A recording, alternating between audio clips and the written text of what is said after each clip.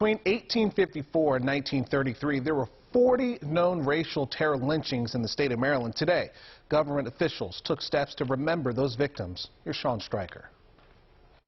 It's been more than 135 years since 15-year-old Howard Cooper was drugged from the old jailhouse and lynched. A historical placard now marks the spot he was hanged, acknowledging a scar on Maryland's past. Pieces of the rope used to kill him were passed out as souvenirs. Governor Larry Hogan delivering remarks at a public ceremony to remember Howard Cooper, a 15-year-old black boy who was lynched in July of 1885.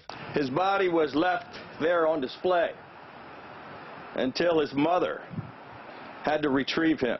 Cooper, who was convicted of assault and rape by an all-white jury after less than a minute of deliberation, was dragged from his cell by 75 masked men and hanged as he waited for his lawyers to appeal his case to the U.S. Supreme Court.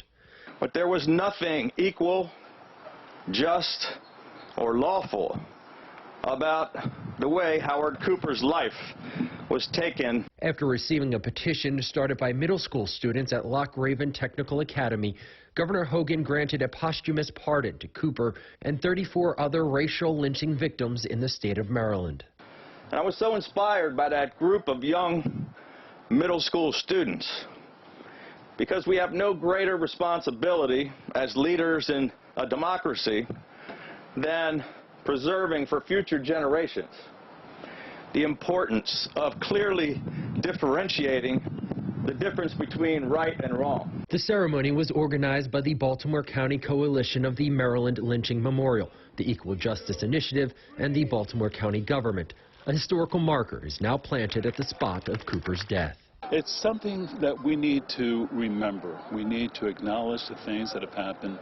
We have our lens for 2021, and even in 2021, looking back at that time, we know it was wrong. Now, several students received at least $5,000 in scholarships at today's ceremony by the Equal Justice Initiative. In Towson, Sean Stryker for WJZ.